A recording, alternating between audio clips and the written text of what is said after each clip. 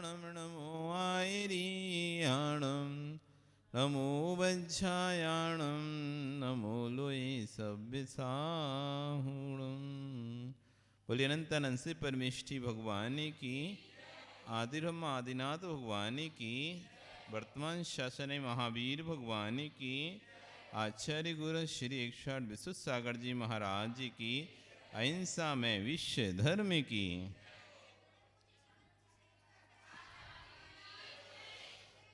जिसने राग द्वेष कामादिक जीते सब जग जान लिया, सब जीवों को मोक्ष मार्ग का निष्प्रय हो उपदेश दिया। बुद्धिवीर जिन्हें हरिहर ब्रह्मा या उसको स्वाधीन कहो, भक्ति भाव से प्रेम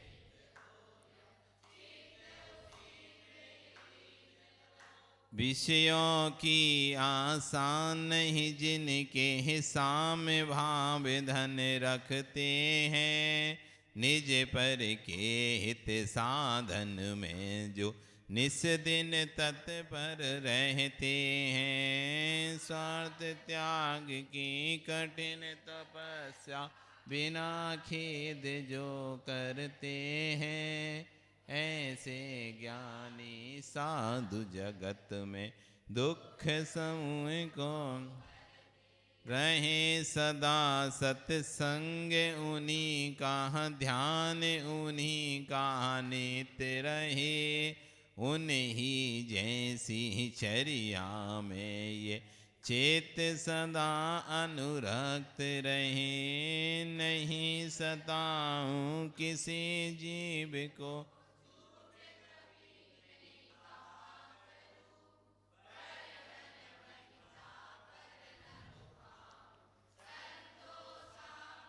अहंकार कहाँ भाव न रखूं, नहीं किसी पर क्रोध करूं।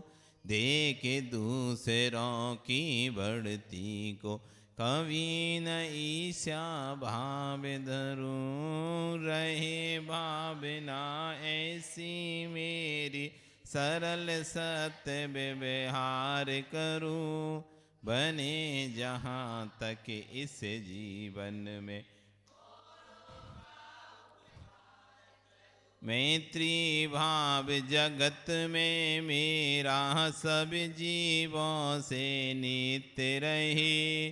दीन दुखी जीवों पर मेरे उर से करुणा स्रोत वहे। दुर्जन क्रूर कुमार्ग रचों पर क्षोभ नहीं मुझको आवे। साम्य भाव रखूं मैं उन पर, ऐसी परिणति हो जा। गुणी जनों को देख हृदय में मेरे प्रेम उमड़ आवे। बने जहाँ तक उनकी सेवा करके यह मन सुख पावे। नहीं कीर्तन कभी मैं द्रोह न मेरे उर आवे। गुण ग्रहण का भाव रहे नित, दृष्टि न दोषों पर जावे। कोई बुरा कहो या अच्छा, लक्ष्मी आवे या जावे। लाखों वर्षों तक जीऊं या मृत्यु आज ही आ जावे। अथवा कोई कैसा बीवे या लालच देने आवे। तो भी न्याय मार्ग से मेरा कभी न पथ डिगने पावे। होकर सुख में मग दुख में कभी न घबरावे। पर्वत नदी शमशान भयानक, अटवी से नहीं बहकावे।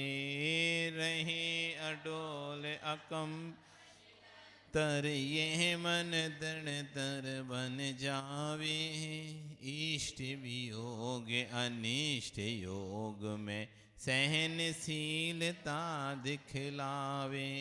सुखी रहे सब जीव जगत के, कोई कभी नहीं घबरावे। बैर पाप अभिमान छोड़ सब नित नए मंगल गावे। घर घर चर्चा रहे धर्म की, दुष्कर दुष्कृत हो जावे। ज्ञान चरित उन्नत कर अपना, मनुष्य जन्म फल सब पावे। इति भीति व्यापे नहीं जग में, भ्रष्टि समय पर हुआ करे। धर्मनिष्ठ होकर राजा भी, न्याय प्रजा का। रोग मरी दुर्भिक्ष न फैले, प्रजा शांति से जिया करे। परम अहिंसा धर्म जगत में, फैले सर्वहित किया करे। फैले प्रेम परस्पर,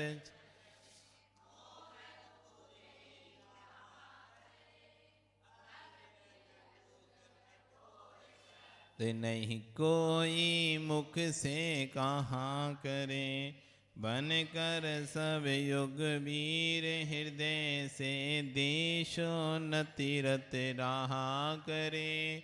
वस्तु स्वरूप विचार खुशी से, सब दुख संकट सहा करे। सब दुख संकट सहा करे।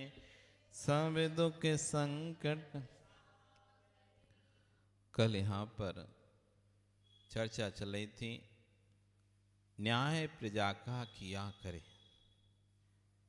राजा देश में ऐसा बने जो न्याय प्रिय हो, अन्याय अनीति से राज ना करे, क्योंकि अन्याय अनीति के राज में कोई व्यक्ति सुख से नहीं रह सकता।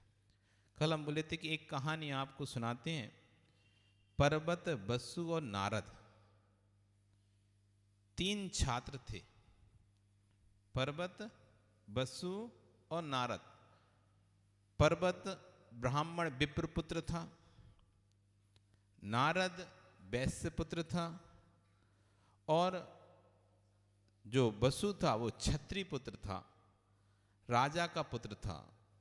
बसु राजा का पुत्र था, नारद जैन पुत्र था, और पर्वत ब्राह्मण पुत्र था। तीनों ही क्षीर कदम्ब गुरु के पास जाकर शिक्षा ग्रहण करते थे। आश्रम था, क्षीर कदम्ब गुरु एक विप्र था, जिसका जो लड़का था ना, तो क्षीर कदम्ब विप्र के यहाँ पर जाकर क्या करते थे? अध्ययन करते थे, पढ़ते थे। तीनों एक साथ गुरुकुल में पढ़ते थे उनके साथ।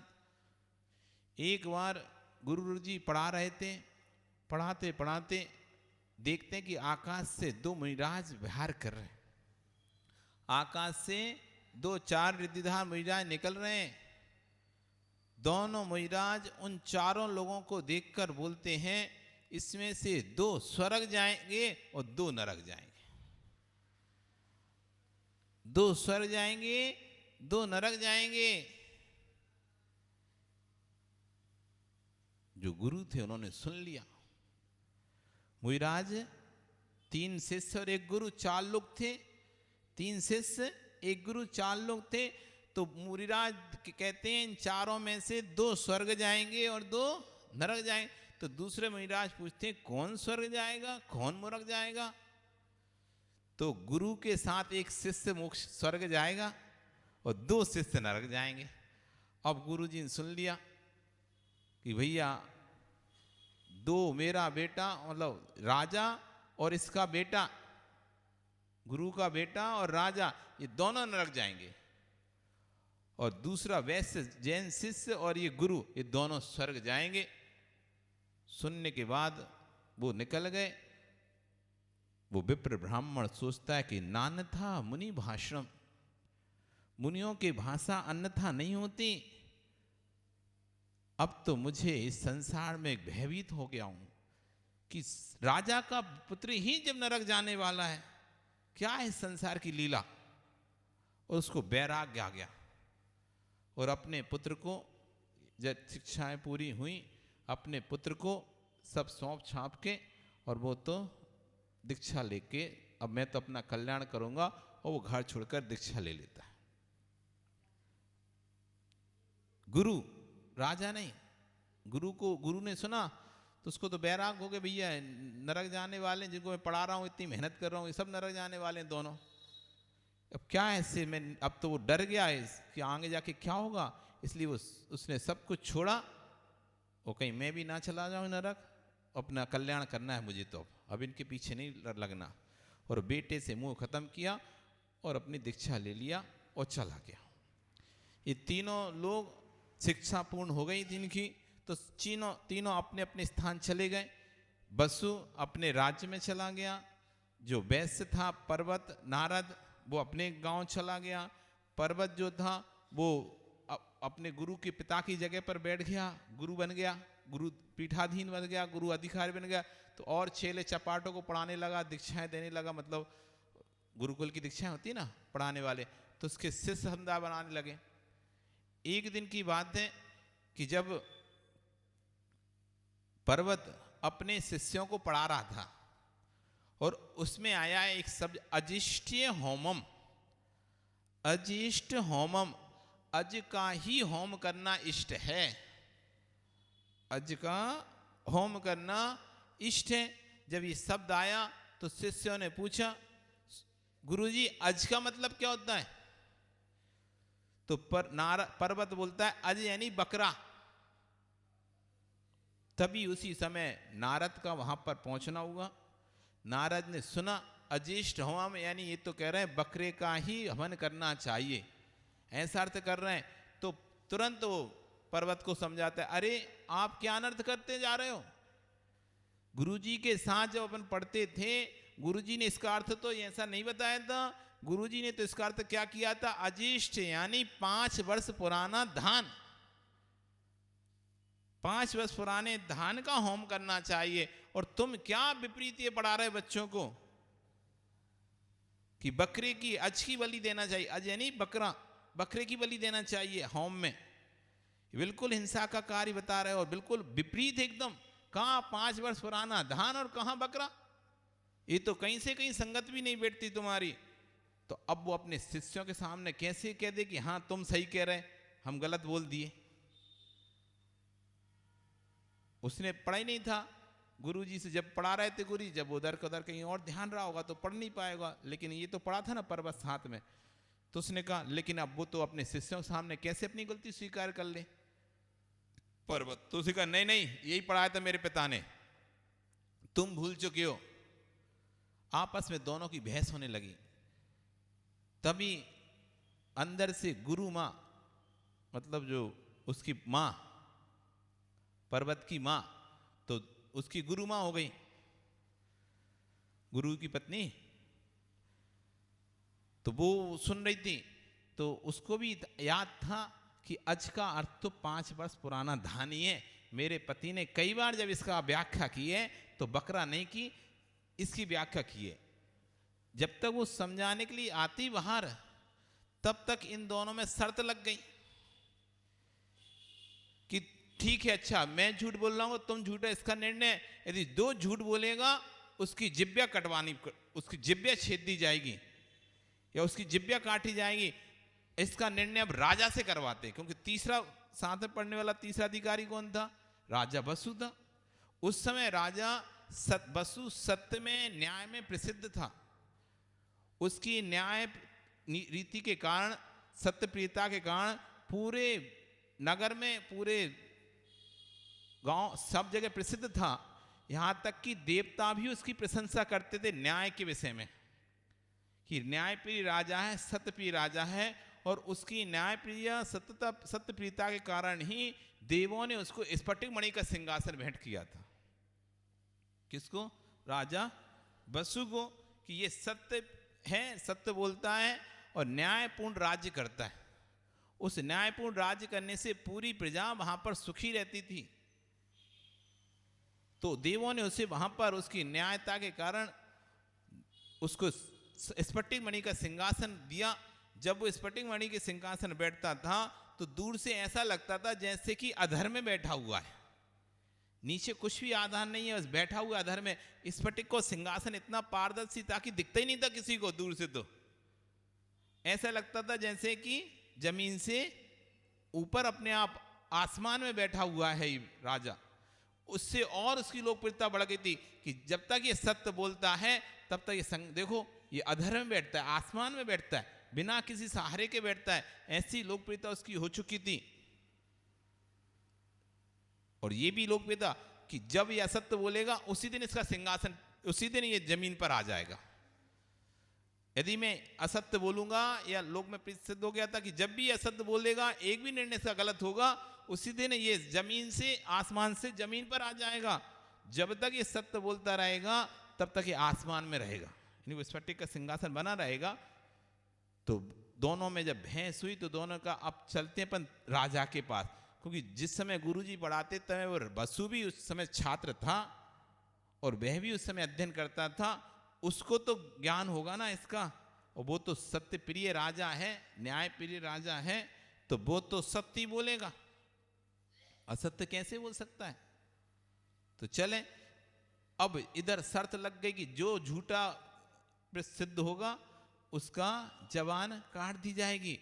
अब माँ जब तक बाहर निकलती, जब तक दोनों में शर्त लग गई। अब माँ कैसे बोले अपने बेटे के लिए कि बेटा तुम गलत हो, ये सही है। यदि बोलती है तो बेटे से, पति तो जा चुका था, बेटा भी चला जाता, पति तो दीक्षा लेके छोड़ के चले जाते।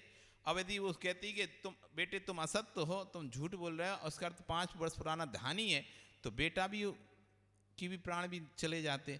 इसलिए बेटे के राग में बेटे के प्राण ना जाए, तो उनके बीच में तो नहीं आई, लेकिन वो धीरज से उसी समय राजा के पास चली गई। कहाँ चली गई? राजा के पास चली गई। और खबर भाई कि माँ आई है, गुरु माँ आई है। तो राजा जैसे अपने गुरु का सम्मान करता था, वैसे गुरु की पत्नी का सम्मान, यानी उनकी, उसके लिए वो माँ थी, ज्ञान माँ थी उसके लिए। तो उसने खूब उसका सत्कार किया, सम्मान किया, स्वयं उसे दरवाजे तक लेने गया और उसको अपने नगर में अंदर लेकर आया, कक्ष में बिठाया, उनके पाद पैर धोए और अनेक प्रकार से उनको वस्त्र आभूषण आदि उपहार भेंट करे और बोले आप क्यों पधारे यहाँ पर, आप मुझे बुला लिए होते मैं आ जाता, आप क्यों आने का कष्ट किए। तो कहती मुझे पहले एक वचन दो, तुम मुझे एक वचन दो, तभी मैं अपनी बात को कहूंगी कि तुम मेरी बात को टालोगे नहीं। तुम मुझे वचन दो, तुम मेरी बात को टालोगे नहीं, जो मैं कहूंगी वैसा तुम करोगे। तो उसने कहा ठीक है, आप बोलिए क्या चाहिए आपको, क्या चाहिए। तो पूरी घटना सुनाती है कि ऐसी ऐसी घटना घटी है और उन दोनों में शर्त लगी है कि जो व्यक्ति असत्य निकलेगा उसकी जिब्या छेद दी जाएगी। मैं अपने पति से तो विमुख भीन हो चुकी है, लेकिन बेटे से भीन नहीं होना चाहती। तुमने हमारे घर में रहकर विद्या, आश्रम में विद्या सीखी है और मुझे कुछ मानते हो, तो तुम्हें पर्वत का साथ देना होगा। क्या करना पड़ेगा? पर्वत का साथ देना पड़ेगा। अब राजा दुविधा में, असमंजस में, सत्य का साथ दे, क्योंकि राजा समझ तो जब पूरी बताई तो राजा को पता ही था कि इसका अर्थ पुराना धानी है, 5 वर्ष पुराना है। लेकिन इस माँ ने वरदान मांग लिया, गुरु माँ ने, उसके गुरु जी की पत्नी ने, गुरु पत्नी ने, कि नहीं हमें तो वो चाहिए वरदान। तो अब उसको भी यहाँ बोल दिया, अब सत्य का साथ दे या उसका वरदान, उसको अपनी बात को पूरी करे। असमंजस में रहा, लेकिन फिर उसने कहा ठीक है, आपका कर्ज था, मैं वो कर्ज उतारता हूं, आप निश्चिंत होकर अपने घर जाओ, मैं आपके बेटे का ही साथ दूंगा। घर आ गई। घर आने के बाद अगले दिन जब सभी शिष्यों के नगर में तो बात को पता ही चल गया था कि दोनों की पर्वत और इस तरह की बात हुई और इस तरह से दोनों में साथ लग गया। तो पूरा नगर इस बात को देखने के लिए कौन झूठा कौन सच्चा, कौन झूठा कौन सच्चा, राजा किसका पक्ष लेता है, खबर तो जराम फैल जाती नहीं पूरे नगर में। पूरा नगर एकत्रित हो गया इस बात को देखने की सच कौन है और झूठ कौन है। सभा लगी, राजा के सामने दोनों प्रस्तुत हुए, दोनों ने अपनी अपनी बात रखी। नारद बोलता है, हमने जब क्षीर कदम गुरु से पढ़ा था उस समय क्षीर कदम गुरु ने बताया था कि इसका अर्थ 5 वर्ष पुराना धान होता है, और ये पर्वत इसका अर्थ अज यानी बकरा कर रहा है। हालांकि अज का अर्थ बकरा होता है, लेकिन यहाँ पर अज के अर्थ बकरे की अपेक्षा नहीं है, यहाँ पर अज की अपेक्षा 5 वर्ष पुराना धान है। आप ही बताइए सत्य क्या है, 5 वर्ष पुराना धान या अज? पर्वत बोलता है, हाँ हाँ बताइए राजा बताइए क्या सही है, आपने भी पढ़ा है हमने भी पढ़ा सबने पढ़ा, आज हो ही जाए फैसला, आज हो ही जाए सत्य का फैसला। अब राजा असमंजस से क्या बोले, सत्य तो अलग है और सहयोग किसी असत्य का करना है उसे। और उसने कहा जो पर्वत बोल रहा है वही सत्य है। जैसे ही उसने कहा तो नारद तो एकदम शॉक्ड हो गया, क्यों कि जिसका नाम सुन रखा है इस सत्य के अलावा कुछ भी नहीं बोलता, न्याय प्रिय है, और वो ऐसा कह रहा है, जबकि उसको भी पता है कि इसका अर्थ ये नहीं है, साथ में पड़े हैं सब लोग। तब भी उसने कहा राजन ऐसा मत करो, आप इससे अनर्थ फैल जाएगा, क्योंकि आप प्रतिष्ठित पुरुष हैं। प्रतिष्ठित पुरुष को बड़ा सोच समझ के बोलना पड़ता है, इसलिए तो तीर्थंकर दीक्षा लेने के बाद मौन हो जाते। तीर्थंकर दीक्षा लेने के बाद बोलते नहीं है, तीर्थंकर मौन हो जाते हैं दीक्षा लेने के बाद। क्यों? उनको पता है कि हम प्रतिष्ठित व्यक्ति हैं, हम जो बोलेंगे वो शासन होगा, हम जो बोलेंगे वो परंपरा चलेगी, और हम पूर्ण ज्ञानी अभी है नहीं है, पूर्ण ज्ञानी है नहीं, 4 ही ज्ञान के धारी हैं। वो चारों ज्ञान तो उनकी भी एक सीमा है, सीमा वाले ज्ञान है, पूरा तो जानते नहीं चारों ज्ञान।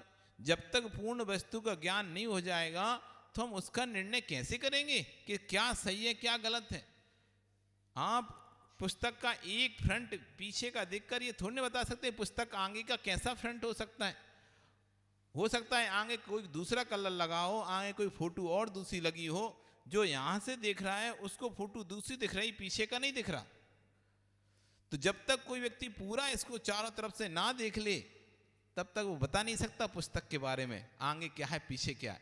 इसलिए तीर्थंकर जब तक केवल ज्ञान नहीं होता तो उनका मौन रहता है, चाहे वे कितने भी वर्ष तक दीक्षा में रहें उतने वर्ष तक मौन रहेंगे। वो जब केवल ज्ञान होता है फिर सर्वांग से बोलते हैं, संपूर्ण अंगों से दिव्य ध्वनि खिड़ती है। क्यों? अब वो केवल ज्ञान हो गया, इसमें कुछ भी नहीं छुपा है, हर चीज उनको बोध हो रही है। राजा कहता है नहीं पर्वत सत्य है। नारद कहता है राजन मत करिए ऐसा, अनाचार अनीति फैल जाएगी, जगत में लोग जीवों का वध करना प्रारंभ कर देंगे, होम के नाम पर, भगवान के नाम पर, ईश्वर के नाम पर लोग जीवों की हिंसा प्रारंभ कर देंगे। आप राजा हैं, न्याय प्रिय हैं, जगत में आपका नाम है, और आप जो कहोगे वही सब मानेंगे, आप असत का साथ मत दो। लेकिन वो तो बंधा हुआ था, सत्य को बोल नहीं पाया, और उसने तीसरी बार जैसे ही कहा नहीं पर्वत ही सत्य है, और जैसे ही कहा पर्वत ही सत्य है वैसे ही उसके सिंहासन के टुकड़े टुकड़े हो गए। जो वसु आसमान में बैठा दिखाई देता था लोगों को, तुरंत धड़ाम से नीचे गिरा। सारी जनता, सारा जन समुदाय देखकर आश्चर्यचकित कि राजा झूठ बोला, अन्याय का साथ दिया राजा ने, अनीति का साथ दिया राजा ने। ये तो न्याय का देवता है, इसने अनीति का साथ क्यों दिया? और उसी समय राजा का तुरंत मरण हो जाता है, वो मरकर 7वें नरक जाता है। 7वें नरक। अन्याय अनीति से राज्य लंबे समय का नहीं चलता, अंत जल्दी होता है। न्याय नीति का राज्य लंबे समय तक। व्यापार भी आप करते हैं, यदि न्याय नीति से व्यापार करोगे तो लॉन्ग टर्म चलेगा। कम प्रॉफिट लोगे, एक हिसाब से प्रॉफिट लोगे और अपना व्यापार करोगे तो तुम्हारी गुडविल बन जाएगी और लॉन्ग टर्म तक 100 साल तक 150 साल तक वो नाम चल रहा है। आज भी कहीं देखे ना, कोई नाम चल रहे हैं, दादा परदादा के नाम से दुकान चल रही है, एक फेमस नाम हो गया, वो नाम से दुकान आज भी चल रही है। टाटा, बिरला, ये वो, एक निश्चित आय को उन्होंने ध्यान में रखते हुए किया व्यापार, तो आज उनके नाम चल रहे हैं। कई दुकान ज्वेलरी की फेमस है। अभी हम गए थे वहाँ पर एक बार अमरावती साइड, तो वहाँ पर एक दुकान है, एक व्यक्ति अपना जैनी समाज का इतना फेमस है, उसका 4 मंजिल का कितनी 5 मंजिल की सोने की दुकान है और वहाँ सुबह से लाइन लग जाती लोगों की लेने के लिए।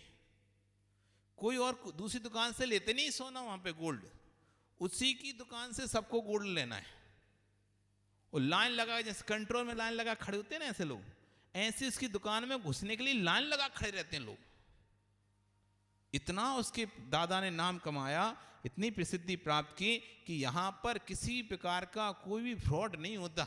नहीं तो फ्रॉड करते ना, तौलने में, देने में, लेने में, बनाने में, खोट मिलाने में, तो लोगों को विश्वास नहीं हो पाता। तो उस दुकान का इतना विश्वास था कि ये दुकान पर कभी भी रेट अधिक नहीं मिलेगी और जो परसेंटेज बताया जा रहा है, वो बेचते नहीं थे कम का माल, वो 85% से कम का माल ही नहीं बेचता था वो दुकानदार, उसका फिक्स था। कोई कैसा भी आइटम हो, कोई भी हो, कोई कहे हमें कम का बनाओ तो भी वो कम का नहीं बनाता था। लेना है तो इससे कम वाला परसेंटेज वाला, 85 से कम वाला माल उसके यहाँ रहे थे। ऊपर वाला जरा मिल जाएगा, 90, 92, 91, 91.6 तक का माल आता है तो वो मिल जाएगा, लेकिन 85 से नीचे का नहीं रखता था वो।